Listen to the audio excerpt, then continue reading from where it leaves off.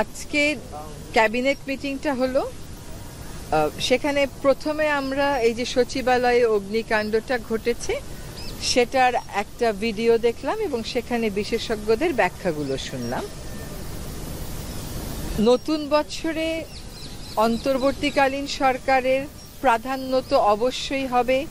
আগে যেটা বলেছি তিনটা, একটা হচ্ছে বিচার নিশ্চিত করা এই জুলাই আগস্টে হত্যাকাণ্ড এবং যে বর্বরতা চলেছে তার। দ্বিতীয় হচ্ছে যে সমস্ত সংস্কার করার প্রস্তাবনাগুলো আসবে সেগুলোর ব্যাপারে রাজনৈতিক মতৈক্য গড়ে সেই সংস্কারগুলো করা। আরেকটা হচ্ছে আমাদের নির্বাচনের একটা ক্লিয়ার রোডম্যাপ ডেভেলপ করা। এর পাশাপাশি কিন্তু বাংলাদেশের রাষ্ট্রীয় জীবনে সবসময় যে চ্যালেঞ্জগুলো থাকে সেগুলোও থাকবে।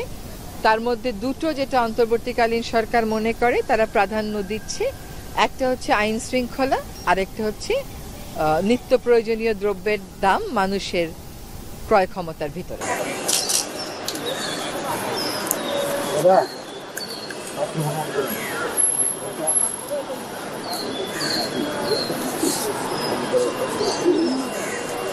এই যে প্রশ্নটা আপনি করলেন, এই প্রশ্নের সন্দেহ জবাবের জন্যই কথা বলছি।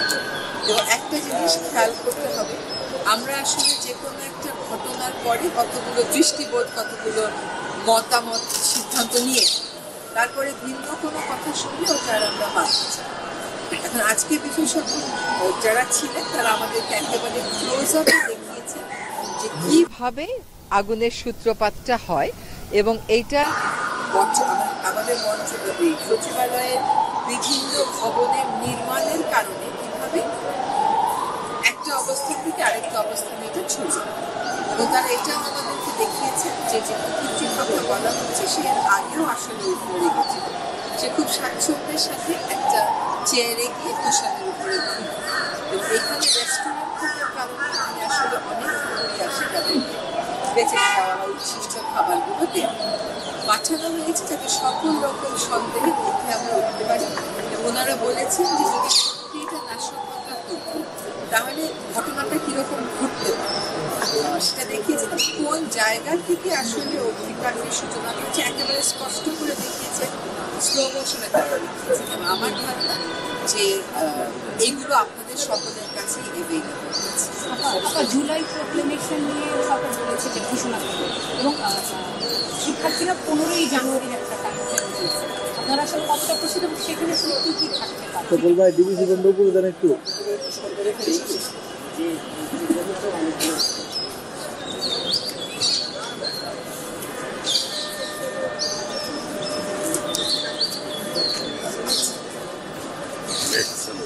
অগ্নিকাণ্ডের ঘটনার যে প্রতিবেদনটা দেয়া হয়েছে এটাতে সন্তুষ্ট কিনা। প্রথম কথা হচ্ছে যে অগ্নিকাণ্ডটা আসলেই খুবই ভীতিকর এবং আমাদের জন্য একটা অনেক বড় দুশ্চিন্তার কারণ। এখানে কিন্তু আমরাই অফিস করি, ফলে প্রথম আঁচটা আমাদের গায়ের উপরই পড়বে এবং যারা ওখানে অফিস করে বা যাদের কার্যালয় ছিল তাদের জন্য এটা একটা সাংঘাতিক ট্রমাটাইজিং ব্যাপার। কাজে আমরা আমাদের নিরাপত্তার স্বার্থে শতভাগ নিশ্চিত হতে চাইব। আমাদের করে দেওয়া কমিটি, কিন্তু আমরা কোনো বায়াস থেকে এই কমিটি করিনি। আমরা বুয়েটকে বলেছি যে আপনারা 3 জন বিশেষজ্ঞ দেন, বুয়েট নিরপেক্ষভাবে দিয়েছে। পরবর্তীতে আরও 8 জন বিশেষজ্ঞ কোঅপ্ট করা হয়েছে। ফলে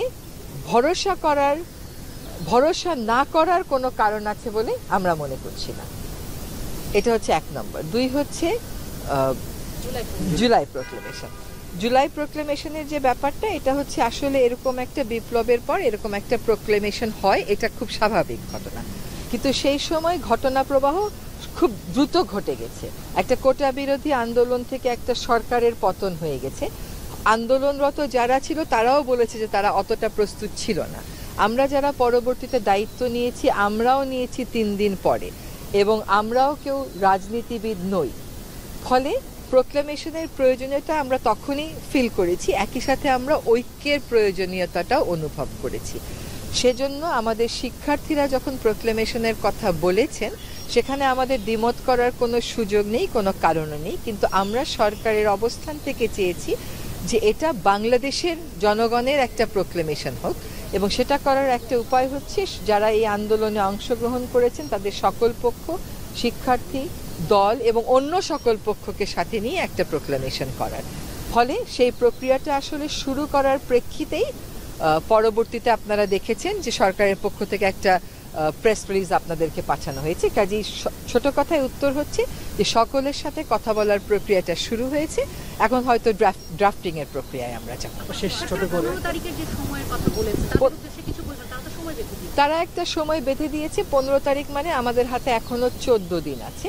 তারা যারা সময় বেঁধে দিয়েছে তারা তো প্রোক্লেমেশনের জন্য আসলে নিজেরা প্রস্তুতি ছিল, তবে তারাও কিন্তু প্রথম থেকে এটা ক্লিয়ার করেছে যে তারাও চাচ্ছে সকল দলমত নিয়ে। কিন্তু যে সময় থেকে যে সময়ের মধ্যে চাওয়া হয়েছে আমাদের হাতে যথেষ্ট পরিমাণ সময় ছিল না একটা ঐক্যমতে পৌঁছানো, সেজন্যই আমি মনে করি যে 14 দিনের মধ্যে আমরা অবশ্যই বিষয়টা ইতিবাচকভাবে দেখব। এটা অসম্ভব কোনো কিছু নয়। একটা বিষয় বিএনপির একজন নেতা বলেছেন, বিএনপির নেতা বলেছেন যে সংস্কার আগে না, আগে নির্বাচন, এটা বারবার তারা বলছেন, আপনারা বলছেন, এই জায়গাটা আসলে আপনার সরকার কি মনে করছে? না, আসলে বিএনপির থেকে আমাদের সাথে যখন কথা বলা হয় তারা এই কথাটা বলেননি যে সংস্কারের প্রয়োজন নেই, তারা এই কথাটা বলেছেন যে সংস্কারের প্রয়োজন আছে এবং তারা সংস্কারের ক্ষেত্রে নিজেরাও তো মতামত দিচ্ছেন, তারাও লিখিত মতামত দিচ্ছেন। তার মানে হচ্ছে যে রাজনীতিবিদেরাও চাচ্ছেন যে সংস্কারটা হোক। এখন সংস্কারের ব্যাপ্তি কতটুকুন হবে, সংস্কার কোন কোন ক্ষেত্রে হবে, সেটা কার মাধ্যমে হবে, এইটা করার জন্য রাজনীতিবিদদেরও একটা অবস্থান আছে। সেটার ক্ষেত্রে কিন্তু আবার আমাদের মাননীয় প্রধান উপদেষ্টাও বলেছেন তিনি ঐক্যমতের জন্য একটা আলাদা করে কমিশন করবেন, যেটা নেতৃত্ব উনি নিজেই থাকবেন। কাজে রাজনীতিবিদদের থেকে আমরা যে ভাইবটা পেয়েছি, যে বার্তাটা পেয়েছি, সেটা হচ্ছে যে তারাও সংস্কার চান, হ্যাঁ, এবং তারা বলছে যে কেউ কেউ বলছেন মৌলিক সংস্কার করে নির্বাচন, কেউ বলছে সংস্কার হোক, কেউ বলছে নির্বাচন প্রাধান্য পাবে, আর আমাদের তালিকায় সবটাই প্রাধান্য, নির্বাচনও প্রাধান্য, সংস্কারও প্রাধান্য। জুলাই ঘোষণার ব্যাপারে আপনি বললেন যে ড্রাফটের প্রক্রিয়াটা শুরু হবে, তার মানে শুরু হবে। সব পক্ষগুলো একমত হয়েছে, সব পক্ষগুলো মোটামুটি ভাবে একমত যে একটা প্রোক্লেমেশন হতে পারে। সব পক্ষ ওই তাদের ওই সম্মতিটা থাকবে বলেই আমরা আশা করি। আর যেহেতু ড্রাফটিং এর প্রক্রিয়াতে সকলেরই অংশগ্রহণ করার সুযোগ সরকার করে দেবে, কাজে সেখানে মতৈক্য হওয়ার তো কোনো কারণ নেই। অগ্রাধিকারের ভিতরে যে গণহত্যা বিচার হবে, সেই ক্ষেত্রে প্রথম প্রশ্ন যে শুরু হয়েছে, আপনারা এইটা প্রক্রিয়াটা কোন দিকে নাম্বার 1, নাম্বার 2 হলো আপনার নির্বাচনের রোডম্যাপ যেটা দেবেন, যাতে এই বছরের মধ্যেই বা সেখানে সর্বদলীয় নির্বাচন হবে নাকি? আচ্ছা, প্রথম কথা হচ্ছে যে আইনি প্রক্রিয়ার অংশ হিসাবে শেখ হাসিনাকে ফেরত চাওয়ার চিঠি পাঠানো হয়েছে।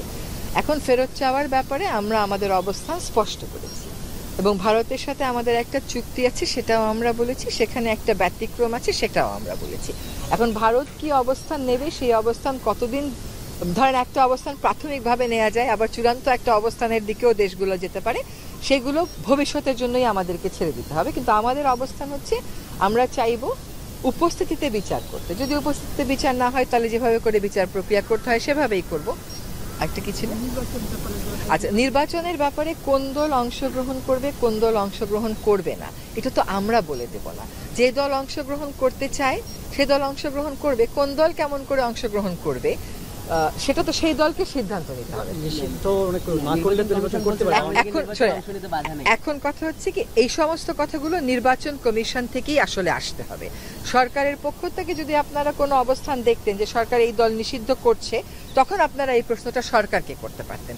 তাছাড়া কোন দল নির্বাচন করবে না করবে এই প্রশ্নগুলোর উত্তর আসলে নির্বাচন কমিশনই দেবে। এখনো পর্যন্ত তো সরকার এই ব্যাপারে কোনো মতামত জানায়নি, কোনো অবস্থান নেয়নি যে আওয়ামী লীগকে আমরা নিষিদ্ধ করব, এরকম কোনো অবস্থান তো নেয়নি। আমরা যেটা দেখেছি যে হাইকোর্টে এরকম একটা বা দুইটা রিট পিটিশন হয়েছিল, সেগুলো আমার ধারণা একটা উইথড্র করা হয়েছে, আরেকটা মনে হয় হাইকোর্ট নিজেই সামারিলি রিজেক্ট করে দিয়েছেন।